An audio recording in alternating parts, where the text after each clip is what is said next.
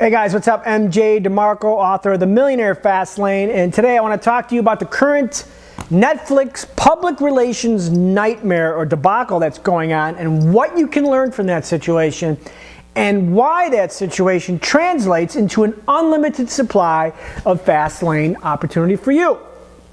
So first, if you're not familiar with the Netflix situation, of course, a couple months ago, they decided to split off their service into two, effectively telling customers, you and I, that we must pay $5 more a month for the exact same service or for the exact same value. And then, of course, they have complicated matters further by saying that they were going to split off their company into two divisions. You'd have Netflix on one side, you'd have Quickster on the other, and now you're going to have two different bills and two different websites and two different companies, and you add it all up, and what you get is a litany of infuriated customers, people who have canceled the service in droves. So, if we examine this situation, we have to look at it and wonder why. Why are people infuriated? Why have thousands and thousands of people canceled and thousands want to cancel? Is it because, you know what, $5 a month is just too much to bear? Or is it something else?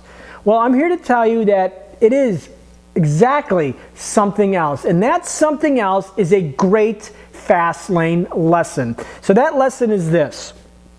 Netflix is suffering right now because they did something what I call a stakeholder violation.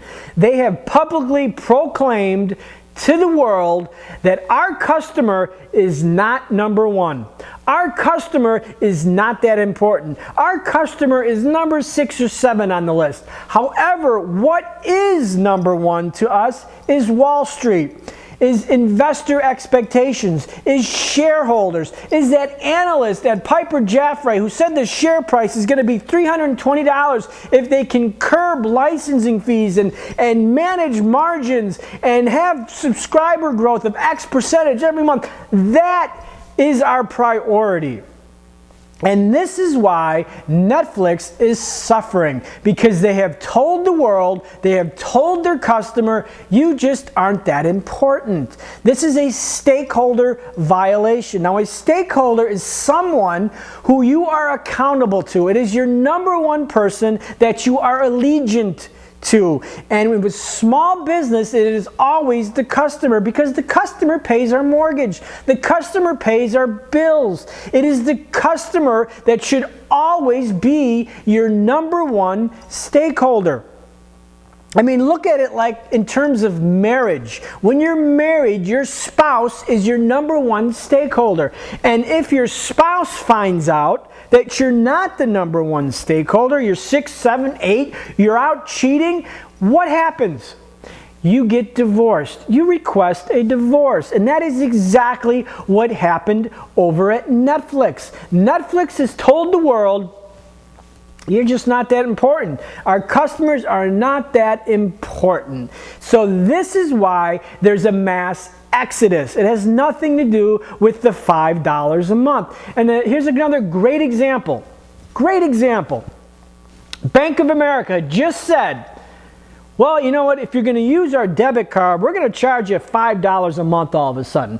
So what happened here is they are now charging for the exact same value. So what they have done is publicly proclaim again to the world that our customer is not number one. Our customer just isn't that important. But what is important is maintaining our profitability. What is important is maintaining our margin. What is important is maintaining the expectations of our shareholders.